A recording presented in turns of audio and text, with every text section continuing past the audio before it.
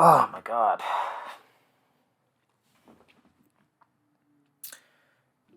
So I have ADHD. So hello everyone. Hello everyone. My name is Reginald, and this is the RegiCast. Today we're going to be talking about how I'm doing after receiving an ADHD diagnosis. ADHD, of course, stands for Attention Deficit Hyperactivity Disorder. So I'm basically going to share how I've been doing after kind of receiving that. So ADHD is something that I honestly never wanted for myself ever in my life, ever. Mostly because of the intense amount of stigma that surrounded ADHD and things such like the ADHD growing up. I remember many scenarios where, the moment my peers or my elders found out that someone had a disorder, had to take medication, or even something as simple as had to go see a therapist or were choosing to go see a therapist. I remembered these conversations being filled with this rhetoric that this person was broken, that something was wrong, that it was sad somehow, or that they were a lost cause, right? And I definitely remember at least one situation, this was in high school, where I was threatened to be taken to an ADHD evaluation if I didn't behave better, right? As if an ADHD evaluation is some sort of punishment, right? It's not like ADHD was something that was encouraged or that was normalized for me, let's put it that way. So, growing up, I insisted that, hey, there's nothing wrong with me. I'm fine. I don't need your help, right? And that was all good, right? That was all good for a while. But then the adult life started, right? Graduating college and getting a job and paying bills and living by myself. There were certain things that I started to experience where I realized these might be unusual symptoms even for me, right? To this day, I often experience an intense amount of anxiety over the simplest of tasks, right? Like I'll spend like 4 hours sometimes staring at my computer to send an email or to send a proposal sometimes. And sometimes I won't even, I'll be kind of paralyzed completely, because of the amount of anxiety that I feel. I am notoriously extremely socially reckless and impulsive. I tend to cause problems even without realizing I'm causing problems, which is very interesting to me. And finally, for the longest time, I've experienced emotional negativity and even passive suicidal ideation at a level that's just probably not healthy. Now, all of these things started causing problems in my personal and my professional life, right? And it got to the point where it was intense, right? I needed a way out, right? So um, I dragged my feet, I procrastinated, but eventually I decided to reach out, find a therapist that I vibe with, and just begin doing some weekly sessions, right? Now, I this must have been the fifth session in with this therapist where I vented about my job situation, my what annoyed me in my social life, what annoyed me in my personal life, right? Just venting about how I couldn't focus and how things were overwhelming and all that. And they said, it's funny, they said extremely casually, yeah, I think you probably are experiencing some focus issues with focus, and you might want to consider looking into getting evaluated for something like ADHD or anxiety or things like that. Now, they said this casually, right? To them, this was the most obvious thing in the world. To me, this was not what I wanted to hear. I was not looking forward to that. Um, I didn't want to feel like there was something wrong with me or whatever I was thinking. But I was desperate. So basically what I decided to do was I got the courage to reach out and sign up for what was called an online evaluation. I paid money for it to get an online evaluation that would be cross checked by a clinical psychologist offline. For me, I've never done an evaluation before. My understanding is that these typically are done like in person or something like that. So obviously this was not the most conventional approach. So, but I did it just so that I can get some idea of what was going on. Um, and I was completely okay with getting evaluated at a later point with once I had more time and resources to do so. I didn't really know what to expect. What I what I did not expect, however, was being in tears almost by the end of this assessment. It was not, oh man. So first it had me complete, questions about my medical history, my overall health, right? Am I exercising, water, um, sleep patterns and things like that. But then it started asking more painful questions, right? Questions related to family environment, childhood environment, and traumatic life events. And those brought up some very uncomfortable memories for me. Questions about anxiety and depression, which honestly made me realize that a lot of the symptoms that I've been experiencing are considered intense given the fact that I experience them on a daily basis. And finally, questions about inattention. The inattention one was the most interesting for me because the questions were worded in a way that aligned exactly with what I was complaining to my therapist about for weeks. So that was very fascinating to me.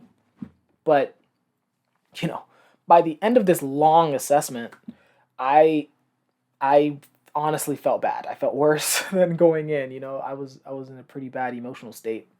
And I felt worse once I got the diagnosis back. I got the diagnosis of combined ADHD combined type. Now, at the time, I didn't know what that meant, but just the diagnosis alone of ADHD felt like, oh no, it was like this weight on my conscience. But given that I didn't know what combined type of ADHD was, naturally I went to the internet and I binged on as much as I could find, right? And I also told as many people as I could find prematurely that I had ADHD and I was looking into it. What ended up happening though was I started getting like I started getting a lot of advice giving videos. People would send me these videos in an attempt to help. And I honestly I couldn't implement all of this. There's no way I would be able to implement all of this advice I was getting. I started there was at least one situation where I got hit with very unexpected backlash, right? Where someone on the internet, some random person on the internet was like, "Yeah, ADHD is not real. It's it's an excuse for people being lazy. It's an excuse for bad parenting. You know, it's laziness." And that hurt a lot. And this one was kind of the weirdest one. As the week or the 2 weeks went by, I started having these random memories kind of flash into my psyche randomly. Um, and these memories seemed to fit with what I was learning about ADHD, right? Like all of the symptoms, I would have these memories kind of click into place with what I was learning, right?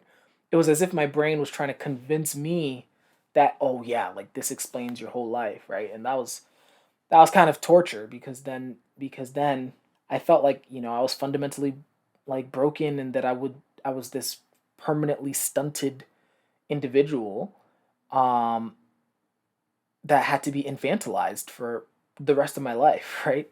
And all of this happened within a span of a week too. So that was pretty intense. So yeah, I mean, as the weeks really went on, I I started to feel much angrier, much more confused, distorted, unfocused than I've ever felt before, at least that I know of. Um, and yeah, like it started to leak into my social interactions. It started to leak into how I viewed myself, how I acted at work. It was just this weird sinking effect that I started to experience. And I still kind of feel that way. I'm not gonna lie. There's still a lot of that going on. Um, but I think what's been helping me was making this video. I made a script and I kind of scripted out, hey, this is what's going on with me. And I edited it aloud.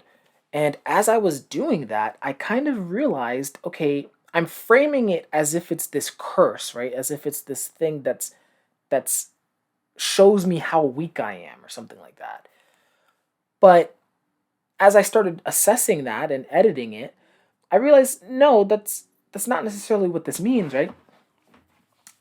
Like ADHD is a disorder. Yes, right? Formally it's a disorder. I'm not even arguing with that. It's an executive function disorder, right? So it's like it's an impairment technically. So it's like if people with ADHD, quite frankly, aren't going to have the same amount of executive function, willpower, working memory, emotion regulation, planning into the future, delayed gratification, that's not going to be as developed as people who are neurotypical or even gifted, right? It's always going to be behind, right? So that part's true. And then furthermore, I definitely know that, a lot of my life situations are going to be more challenging because of ADHD, right? But I think the way that I started to look at it was like, even if I didn't have ADHD, like life would still be hard, So ADHD is just making an already challenging world more challenging, which sucks, right? But to me, I see that as a way to celebrate more often, right? Because it's like, okay, if I can accomplish something normal, then that means that I had to go through more challenges than, let's say, a neurotypical or even a gifted person had to go through.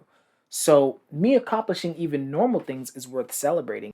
And it's one of those things where, for me, I ADHD does not have to be a proof of my weakness. It can be an invitation to demonstrate my strength, actually. That's how I view it. So, and I think that's the best way to view it, because especially given the way that I've gotten evaluated, I have to be ready for some psychiatrist down the line to say, hey, actually you don't have it, right? So the weakness rhetoric in my head that was kind of dragging me down, that was making me avoid getting evaluated to begin with, if I hold on to that, and then it's like that might cause problems down the road. So for me, ADHD is something that I am learning to embrace as a challenge, in the best way possible, right? And that honestly, I feel way better than I did a few weeks ago, and I'm really grateful for that perspective shift that happened as I was kind of creating this video. So that's about it from in terms of how I'm doing. That was kind of the focus of the video. There are a lot of things that I've learned about ADHD that I would love to share with you guys, right? Like the actual, what I'm learning about the neuroscience of it, some best practices, right? To kind of help manage ADHD, even without medication, because I haven't gotten medication yet myself. I think it would be extremely rewarding, whether you have ADHD or not, because it turns out, all ADHD is it's an impairment of executive functioning that we all have. So to learn to strengthen your executive functioning with ADHD, that's important to know, whether you have, even if you have regular executive function, like it's always good to learn how to make it that better, in my opinion. So that's pretty much the trajectory of what's coming next. My goal is to release videos every Sunday. So, but of course, things may happen where I start to ramp that up. So definitely subscribe so that you don't miss the next video that comes out. From there, oh, and one last thing, feel free to leave a comment. This is new to me as well. So it's like, I'd love to hear your experience with ADHD, if you've been diagnosed recently, if you have any feedback on how this video was and things like that. I'd love to hear it. So that's about it on my end. I'm really glad that I was able to kind of share this with you. And so I hope you guys have a great day or evening, and I will see you on the next one. Take care.